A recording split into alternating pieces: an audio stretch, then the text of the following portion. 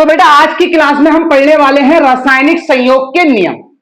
इस नियम में हम 4 नियमों का अध्ययन करेंगे। द्रव्यमान संरक्षण का नियम, स्थिर अनुपात का नियम, गुणित अनुपात का नियम, गैलुसाक आयतन का नियम। अगर आप क्लास 11 से पढ़ाई कर रहे हैं और आप 2026 और 27 में परीक्षा देने वाले हैं, ठीक है ना, तो आप ध्यान रखना बेटा, ये नियम बहुत ही इंपॉर्टेंट है क्लास 11 के लिए। और मैं ये सारे नियम आपको सिर्फ एक ही वीडियो में कम से कम समय में सिखाने वाला हूं। तो और एक चीज और, इसका एक 5th नियम और भी होता है, अवोगाद्रो का नियम, तो वो मैं नहीं करवा रहा हूं, ये सिर्फ 4 नियम मैं करवाने वाला हूं आपको, ठीक है बेटा। तो सभी बच्चों का बहुत बहुत स्वागत है जिगरी सर के क्लास में। आज है लेक्चर नंबर 7, क्लास 11 केमिस्ट्री का चैप्टर चल रहा है रसायन विज्ञान की कुछ मूल अवधारणाएं। तो चलिए आपको सिखाते हैं जल्दी से ये सारे के सारे नियम, रासायनिक संयोग के नियम। तो इसमें सबसे पहले हम पढ़ेंगे द्रव्यमान संरक्षण का नियम। तो बेटा हमारा पहला नियम है द्रव्यमान संरक्षण का नियम। देखो, इस नियम के बारे में अध्ययन करने के लिए मैं आपको इसके बारे में कुछ थोड़ी सी बातें बताता हूं। एक साइंटिस्ट थे, एम बी लोमोनोसोव। क्या नाम था? M B Lomonosov. एक साइंटिस्ट थे, एम बी लोमोनोसोव ने बताया कि इन्होंने बताया कि पदार्थ को ना तो उत्पन्न किया जा सकता है और बताया कि ना ही नष्ट किया जा सकता है, ठीक है ना। एम बी लोमोनोसोव एक साइंटिस्ट थे, इन्होंने बताया कि पदार्थ को ना तो उत्पन्न किया जा सकता है और ना ही नष्ट किया जा सकता है। तो यहां से ही बस नियम बन जाता है कि इस नियम अनुसार देखो, नियम अनुसार बात करेंगे, लेकिन उससे पहले समझ लो, एम बी लोमोनोसोव ने बताया कि पदार्थ को ना तो उत्पन्न किया जा सकता है ना ही नष्ट किया जा सकता है। और यह बात तो आप सभी भी अच्छे से जानते होंगे कि पदार्थ को हम किसी से उत्पन्न नहीं कर सकते, मतलब पदार्थ को एक रूप से दूसरे रूप में बदल सकते हैं, ठीक है, लेकिन पदार्थ को बना नहीं सकते और ना ही पदार्थ को नष्ट कर सकते हैं। पदार्थ को जब हम बोलते हैं कि वो नष्ट हो गया, तो वो नष्ट नहीं होता, वो एक रूप से दूसरे रूप में कन्वर्ट हो जाता है। जैसे कि एग्जांपल के तौर पे आप घर में पानी गर्म करने बैठिए, जैसे ही आप पानी को गर्म करेंगे तो सारा पानी उड़ के वाष्प में बदल जाएगा। तो पदार्थ में क्या हुआ, उसकी अवस्था चेंज हो गई, एक रूप से दूसरे रूप में चला गया, लेकिन वो नष्ट नहीं हुआ है। वो सबका जितना जल आपने बर्तन में लिया था वो सब मौजूद है, बस वो वाष्प में कन्वर्ट हो गया, ठीक है ना। तो पदार्थ एक से दूसरे रूप में बदल तो जाते हैं, लेकिन वो कभी नष्ट नहीं होते। इट मींस दुनिया में किसी भी पदार्थ की जो मात्रा है हमेशा उतनी ही रहने वाली है, वो कभी भी खर्च नहीं होने वाली, वो बस एक रूप से दूसरे रूप में कन्वर्ट होती रहती है, ठीक है ना। अब इस नियम अनुसार बात करते हैं। इस नियम अनुसार देखो, सिंपल सी कहानी है। इस नियम अनुसार किसी रासायनिक अभिक्रिया में भाग लेने वाले अभिकारकों तथा उत्पादों का कुल द्रव्यमान सदैव समान रहता है। यही बेटा है आपका द्रव्यमान संरक्षण का नियम। क्या नियम है? सिंपल सा नियम है, किसी रासायनिक अभिक्रिया में भाग लेने वाले अभिकारकों तथा उत्पादों का कुल द्रव्यमान सदैव समान रहता है। इट मींस अगर मैं आपको समझाने की कोशिश करूं तो सपोज करो ए और बी की क्रिया होती है और सी और डी बनते हैं। जो लेफ्ट साइड लिखे होते हैं ये कहलाते हैं आपके अभिकारक, जिनको रिएक्टेंट के नाम से जाना जाता है, और जो अभिक्रिया में बनते हैं यानी कि उत्पन्न होते हैं उनको बोलते हैं उत्पाद, जिनको प्रोडक्ट बोला जाता है और पी से लिख दिया जाता है। तो ये कहना चाह रहे हैं इस नियम के अनुसार कि किसी रासायनिक अभिक्रिया में भाग लेने वाले अभिकारकों तथा उत्पादों का कुल द्रव्यमान हमेशा समान रहता है। मतलब ये जो अभिकारक हैं, इनका जो भी द्रव्यमान होगा, ये कन्वर्ट होकर सी और डी तो बन गए, लेकिन कन्वर्ट होने के बाद जब ये सी और डी बने तो जितना द्रव्यमान इनका इधर था उतना ही द्रव्यमान इनका इधर रहेगा। बीच में कोई भी द्रव्यमान खर्च नहीं होगा, ना ही एक्स्ट्रा बनेगा। समझ रहे हो? एग्जाम्पल के तौर पर उदाहरण लेते हैं, उदाहरण से समझते हैं इस चीज को। और ठीक है, एक अभिक्रिया लेते हैं CaCO3, कैल्शियम कार्बोनेट होता है। इसको जब आप गर्म करेंगे तो कैल्शियम ऑक्साइड और कार्बन डाइऑक्साइड दो चीजें बनती हैं। इसको बोलते हैं कैल्शियम कार्बोनेट, जिसे चूने का पत्थर भी बोलते हैं, चौक भी बोलते हैं, खलिया भी बोलते हैं, संगमरमर भी बोलते हैं। और ये दो पदार्थ बने हैं यहां पे, एक बना कैल्शियम ऑक्साइड, एक बना CO2। अब सीन क्या है ना, समझते हैं। इसमें देखो कौन कौन सा केमिकल, मतलब कौन कौन से तत्व भाग ले रहे हैं। Calcium, carbon, oxygen. कैल्शियम का जो परमाणु भार होता है वो होता है 40, कार्बन का 12, ऑक्सीजन का 16 होता है। ये कुछ बातें आपको पता होनी चाहिए, ये हैं इनके परमाणु भार। ठीक है, ये सब चीजें मैं बेसिक केमिस्ट्री में सिखाता रहता हूं। जिगरी सर आपके साथ हमेशा खड़े हैं, आप बस बेसिक केमिस्ट्री की प्लेलिस्ट देख लिया करिए, डिस्क्रिप्शन में टॉप पे दे दूंगा यार। और इस क्लास का भी मैं इतना जरूर कहना चाहूंगा, लेक्चर नंबर 7 चल रहा है भाई, 6 लेक्चर ऑलरेडी चैनल पर आ चुके हैं, उसको भी जाके पढ़िए, फिर देखिए केमिस्ट्री पढ़ने में कितना मजा आएगा। अब हम बात करते हैं इसके उदाहरण को खत्म करने की। भाई मैंने क्या बोला, मतलब मैंने नहीं बोला, साइंटिस्ट ने क्या बताया, उन्होंने बताया कि किसी रासायनिक अभिक्रिया में भाग लेने वाले अभिकारकों और उत्पादों। अब अगर मैं बात करूं तो यही तो अभिकारक है, रिएक्टेंट, और ये जो बने हैं ये क्या है, प्रोडक्ट। अब वो बोले कि इनका कुल द्रव्यमान सदैव समान रहता है, तो भैया करके दिखा दो। तो हमने क्या करा, हमने बोला अच्छा अभी करके दिखाते हैं। हमने निकाला CaCO3 का द्रव्यमान, हम इनका द्रव्यमान निकालते हैं। इनका द्रव्यमान कैसे निकालेंगे, द्रव्यमान क्या होता है, पदार्थ की किसी भी पदार्थ में उसकी जो मात्रा उत्पन्न होती है उसी को उसका द्रव्यमान कहते हैं। अब कैल्शियम, कैल्शियम का परमाणु भार कितना है, 40 लगाया। सी का कितना है, 12। ओ, एक ओ का 16, लेकिन इसके बनने में 3 ओ खर्च हुए, 16 तिया 48। ये टोटल हो गया आपका 100। अगर इसका द्रव्यमान 100 था, सपोज कर लो ग्राम में था या किलोग्राम में, जो यूनिट चाहो मान सकते हो, सपोज कर लो इसका 100 ग्राम था, तो बने उत्पाद भी कितने होने चाहिए, 100 ग्राम होने चाहिए। कैसे, तो निकालते हैं CaO प्लस CO2 का द्रव्यमान बराबर Ca का 40, O का 16 प्लस C का 12, 100 O 2 है, 16 दूनी 32। तो ये देखिए 32, 12, 16, 40, टोटल हो गया 100 ग्राम। 100 ग्राम।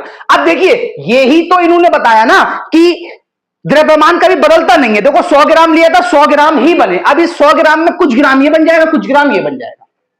ठीक है, और रही बात 100 ग्राम बनने की, तो इतना तो बेटा आप भी जानते होंगे, जब कोई रासायनिक समीकरण होती है तो उसमें दोनों ओर परमाणुओं की संख्या बराबर करी जाती है। अगर बैलेंस नहीं है तो उसे बैलेंस किया जाता है। तो अगर परमाणुओं की संख्या दोनों ओर बराबर करी जा रही है तो भैया जब लेफ्ट साइड भी उतने ही परमाणु हैं और राइट साइड भी उतने ही परमाणु हैं, तो वेट कैसा रहेगा, एक ही बराबर तो रहेगा। मतलब एक तराजू है, एक तराजू में एक साइड मैं बैठा हूं और दूसरी साइड भी मैं ही बैठा हूं, तो वेट कैसा रहेगा, बराबर रहेगा ना। अगर मेरी जगह दूसरी ओर कुछ और बैठा होता तो वेट बदल जाता, यानी कि यहां कैल्शियम की जगह सोडियम आ जाता तो वेट बदल जाता। लेकिन ऐसा पॉसिबल नहीं है। जिसने रासायनिक अभिक्रिया में भाग लिया है उसी से मिलकर प्रोडक्ट बनेगा, सोडियम बीच में थोड़ी ना पैदा हो जाएगा आके, क्योंकि परमाणु को ना तो उत्पन्न किया जा सकता है और ना ही नष्ट किया जा सकता है। ये बेटा आप स्क्रीनशॉट मारो, ये आपका पहला नियम हो गया, द्रव्यमान संरक्षण का नियम। अब हम दूसरे नियम की ओर चलते हैं। देखो बेटा पहला नियम हो गया है, दूसरा नियम क्या है अपना, दूसरा नियम है स्थिर अनुपात का नियम। स्थिर अनुपात का नियम, ठीक है ना बेटा, स्थिर अनुपात का नियम पढ़ना है। देखो स्थिर अनुपात का नियम क्या होता है, पहले इसकी थ्योरी लिखते हैं फिर इस पर बात करते हैं। तो इसमें जो थ्योरी होती है वो होती है, इस नियम अनुसार कॉमा इन्वर्टेड कॉमा किसी यौगिक में उपस्थित परमाणुओं के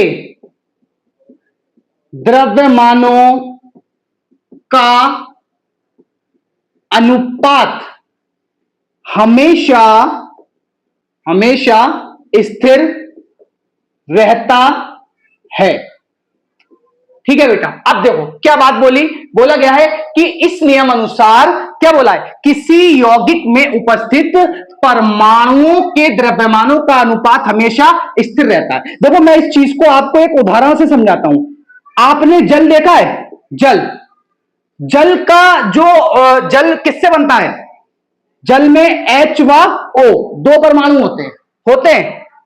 तो अगर मैं आपसे बात करूं कुछ इस तरीके से लिख लीजिए, जल में H व O के द्रव्यमानों का अनुपात स्थिर रहता है, चाहे जल को किसी भी स्रोत से लिया गया हो। जैसे कि मैं आपसे बात करूं जल के फॉर्मूले की, तो जल का फॉर्मूला क्या होता है? जल का फॉर्मूला होता है H2O। H का परमाणु भार होता है 1, O का होता है 16। यहां पे 2 H है, तो 2, एक H का 1, 2 का 2, अनुपात का निशान O का 16। या तो 2 अनुपात 16, या फिर इसे कट कर लीजिए, सरल अंक बना लीजिए, 2 एकम 2 और 2 अट्ठे 16। तो ये जो 1/8 है ये जल का अनुपात है। इस तरीके से भाई दूसरी चीज का भी हो सकता है, जैसे कि CO2 ले लीजिए आप, कार्बन डाइऑक्साइड। कार्बन डाइऑक्साइड में कार्बन का होता है परमाणु भार 12, O का वही 16, तो कार्बन का 12 और 2 है तो 16 दूनी 32। आप इसे कट कर लीजिए, 4 तियां 12, 4 अट्ठे 32, या तो 12 अनुपात 32 या फिर 3 अनुपात 8। मतलब कार्बन डाइऑक्साइड की कितनी भी मात्रा ले लें, लेकिन अनुपात 3 अनुपात 8 ही आएगा। ये चीज है स्थिर अनुपात का नियम। समझते हैं इस चीज को, थोड़ा एक्सप्लेन करते हैं आपको और ज्यादा। सपोज करो जल जो है, जल मैंने लिया वर्षा का जल लिया, मैंने लिया नाली का जल लिया, मैंने लिया नदी का जल लिया, मैंने लिया जल की वाष्प ले ली, मैंने लिया नमी ले ली, मैंने लिया बर्फ ले ली, ठीक है ना, और मैंने लिया पीने का पानी ले लिया, पीने का पानी, ठीक है ना। मैंने देखो कितने सारे पानी के प्रकार ले लिए, वर्षा, नदी, नाली, बाष्प, नमी, बर्फ, पीने का पानी। देखो अगर मैं इन सब की बात करूं, ये सब पानी के अलग अलग स्रोत हैं। आप कुएं का पानी ले लीजिए, झरने का पानी ले लीजिए, बहुत सारे स्रोत हैं पानी के। लेकिन अगर मैं आपसे कहूं कि वर्षा का जो पानी है, क्या उसका जो सूत्र होगा वो H2O नहीं होगा? अगर H2O होगा तो अनुपात भी स्थिर रहेगा। अगर मैं नाली के पानी की बात करूं तो इसका फॉर्मूला क्या H2O से कुछ और हो जाएगा? H2O ही रहेगा ना। इसी तरीके से नदी का पानी भी H2O, बाष्प का भी, नमी का भी, बर्फ का भी, और पीने का पानी भी H2O ही रहने वाला है। अगर हर केस में इसका फॉर्मूला ही नहीं बदल रहा, जो जब फॉर्मूला नहीं बदल रहा तो भैया उसका अनुपात कैसे बदल सकता है? इसीलिए वो हमेशा कैसा रहता है? स्थिर रहता है। अब जैसे CO2 की बात करें, CO2 की बात करें, कुछ लोग समझते हैं कि CO2 में क्या होता है ना, हमने तरह तरह के पकवान खाए, हमने कुछ खाया और हमने उसको CO2 के रूप में बाहर छोड़ दिया कि भैया हमने बाहर छोड़ दिया। अब आपको क्या लगता है जो हमने CO2 बाहर छोड़ी, लोगों ने कहा बकरी, अरे भैया बहुत बुरी बदबू आ रही है, मूली की भुजिया खाए थे का कल?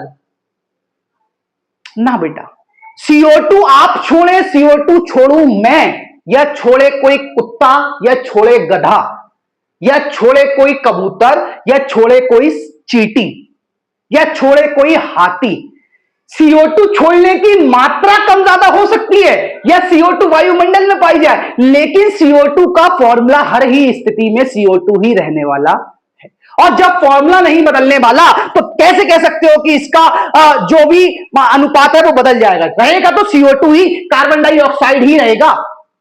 मैं मूली की भुजिया खाकर छोड़ूं, या मैं शाही पनीर खाकर छोड़ूं, या मैं खाकर छोड़ूं बिरयानी, तो CO2 में क्या CO2 की पहचान है बदल जानी?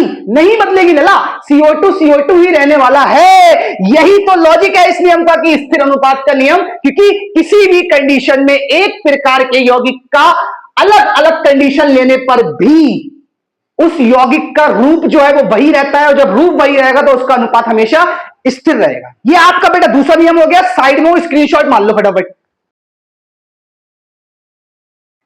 तो देखो बेटा, दो नियम हो चुके हैं, तीसरे नियम की ओर आ गए, गुणित अनुपात का नियम। गुणित अनुपात का नियम क्या होता है, पहले बात करते हैं इस पर थ्योरी की। तो सबसे पहले लिखेंगे इस नियम अनुसार, कौमा इन्वर्टेड कौमा, इस नियम अनुसार। भैया गुणित अनुपात का नियम, इसके नाम में ही लग रहा है गुणित। गुणित मतलब गुणा होनी है कहीं पर, करते हैं। तो इसमें क्या है ना, जब दो तत्व आपस में संयोग कर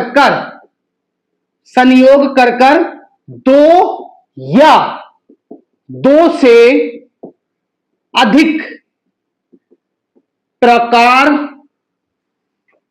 के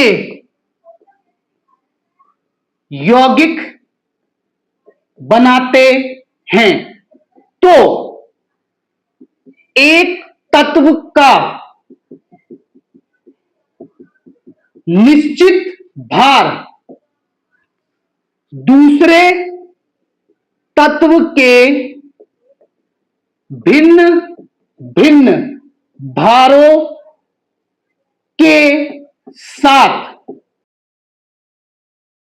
संयोग करता है,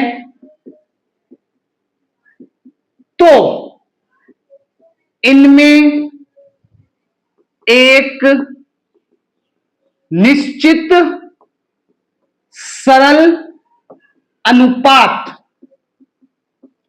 होता है। ठीक है ना, इसी को गुणित अनुपात का नियम बोलते हैं। क्या होता है, इस नियम अनुसार जब दो तत्व आपस में संयोग कर कर दो या दो से अधिक प्रकार के यौगिक बनाते हैं, तो एक तत्व का निश्चित भार दूसरे तत्व के भिन्न भिन्न भारों के साथ संयोग करता है, तो इसमें एक निश्चित सरल अनुपात होता है। यह नियम है। भैया देखो, इस चीज को समझते हैं। मैं इसको आपको एक एग्जाम्पल से समझाने की कोशिश करता हूं। भैया आपने कार्बन देखा है, आपने ऑक्सीजन देखा है। अगर कार्बन और ऑक्सीजन आपस में क्रिया करें तो ये कार्बन मोनोऑक्साइड भी बनाते हैं और ये कार्बन डाइऑक्साइड भी बनाते हैं। कार्बन मोनोऑक्साइड भी बनाते हैं और ये कार्बन डाइऑक्साइड भी बनाते हैं। अगर मैं आपसे कहूं कि C का द्रव्यमान और मैं आपसे कहूं O का द्रव्यमान और मैं आपसे कहूं यौगिक और मैं आपसे कहूं सरल अनुपात निकालो, लो टेबल से समझ लो। देखो क्या होगा भाई, C और O मिलकर दो प्रकार के यौगिक बना रहे हैं। हो सकता है कि दो से ज्यादा प्रकार के भी यौगिक बन जाए। भाई अगर ये यौगिक बना रहे हैं, एक बना रहे हैं CO, एक बना रहे हैं CO2। C का भार देखो, दोनों में C जो है, C की मात्रा एक ही है, मतलब C की मात्रा नहीं बदल रही है लेकिन O की मात्रा बदल रही है। थ्योरी यही तो कहती है कि जब दो या दो से अधिक तत्व आपस में दो तत्व आपस में संयोग कर कर दो या दो से अधिक प्रकार के यौगिक बनाते हैं, तो एक तत्व का निश्चित भार, इसमें देखो कार्बन का भार कैसा है, दोनों में निश्चित है, दूसरे तत्व के भिन्न भिन्न भार। देखो यहां पे कार्बन का भार 12, यहां पे भी कार्बन का भार 12, क्योंकि कार्बन 12 होता है, O का 16 होता है। अगर मैं आपसे करूं यहां पे O का भार इसमें 16 है लेकिन इसमें 2 ऑक्सीजन है, तो इसमें O का भार 16 दूनी 32 है। तो अगर आप अनुपात निकालने की कोशिश करें तो 16 और 32, तो आप इसे ऐसे लिख सकते हैं ना, 16 एकम 16 और 16 दूनी 32। मतलब अगर कार्बन O के साथ कोई तीसरा यौगिक बनाता तो 16 तिया 48 आता। अगले कॉन्सेप्ट में अगर आप चाहते हैं इसको थोड़ा और समझना, तो मैं क्या करता हूं, पहले आप इसका स्क्रीनशॉट मारो। स्क्रीनशॉट मान लिया, स्क्रीनशॉट मारने के बाद में आप समझो, जैसे कि नाइट्रोजन है और ऑक्सीजन है। भैया ये जब आपस में क्रिया करते हैं तो ये बनाते हैं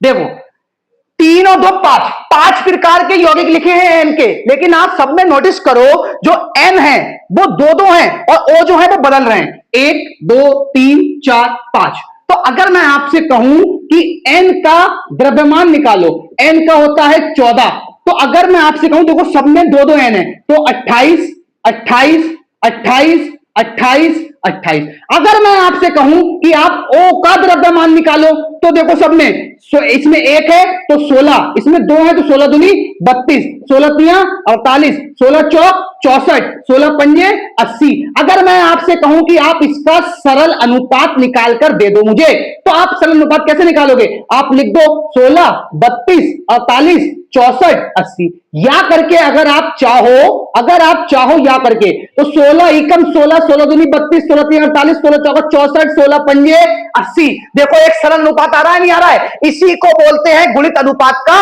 नियम। तो बेटा जल्दी से मैं साइड लूं, आप इसे भी स्क्रीनशॉट ले लो और इसका लास्ट नियम बचा है उसको भी निपटाते हैं, वीडियो को खत्म करते हैं। ले लिया बेटा, स्क्रीनशॉट ले लिया, 2 एग्जाम्पल से भी समझा दिया, तीसरा नियम पढ़ते हैं।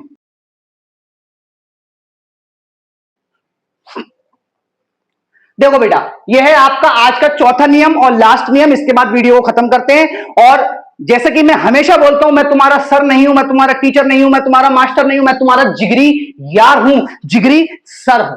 ठीक है, तो बेटा जिगरी सर ने 3 नियम तो इतने आसान कर दिए कि अच्छे से सीख गए होगे। चौथा भी देखो बिल्कुल मक्खन बना दूंगा। इस नियम को पढ़ने से पहले अगर मैं आपसे कहूं गैलुसाक, तो इनके अगर पूरे नाम की बात करें ना, इनका जो पूरा नाम है वो गैलुसाक नहीं है, इनका पूरा नाम है जोसेफ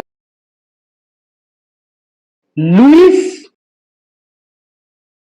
गैलुसाक।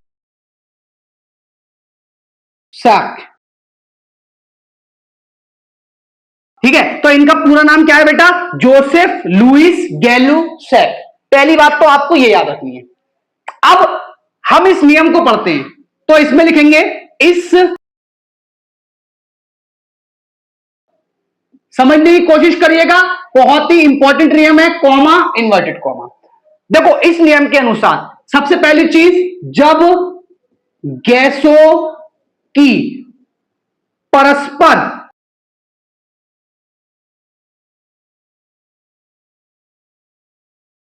रासायनिक क्रिया होती है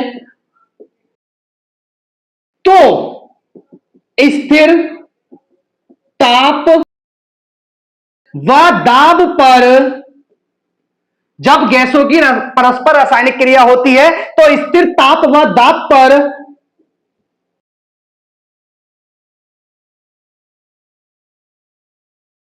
अभिकारकों तथा उत्पादों के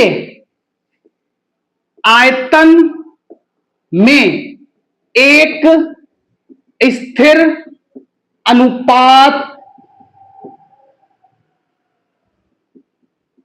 होता है। आप चाहें तो स्थिर की जगह ना, आप चाहें तो आयतन में स्थिर को हटा देना और लिख देना आयतन में एक सरल पूर्णांक अनुपात होता है। तो देखो बेटा, गैलुसाक आयतन के नियम की थ्योरी क्या बनती है, इसके एग्जांपल से इसको खत्म करते हैं और वीडियो का भी दी एंड करते हैं। क्या बोला है इस नियम अनुसार? सबसे पहली चीज क्या है, जब गैसों की, मतलब ये किस पर लागू हो रहा है? गैसों पर लागू हो रहा है। तो गैलुसाक जी ने बताया इस नियम अनुसार जब गैसों की परस्पर रासायनिक क्रिया होती है तो देखना स्थिर ताप, कंडीशन याद रखना, वह दाब, मतलब ताप स्थिर रखना है, दाब स्थिर रखना है। अगर ताप और दाब बदलेगा तो कंडीशन बदल सकती है, ऐसा बताया गैलुसाक जी ने। तो स्थिर ताप व दाब पर अभिकारकों तथा उत्पादों के, क्या बोला है? अभिकारकों तथा उत्पादों के आयतन में एक, क्या बोला है? सरल पूर्णांक अनुपात होता है। इसी को बोलते हैं गैलुसाक आयतन का नियम। सपोज करो, मैं इसको आपको उदाहरण से समझाने की कोशिश करता हूं।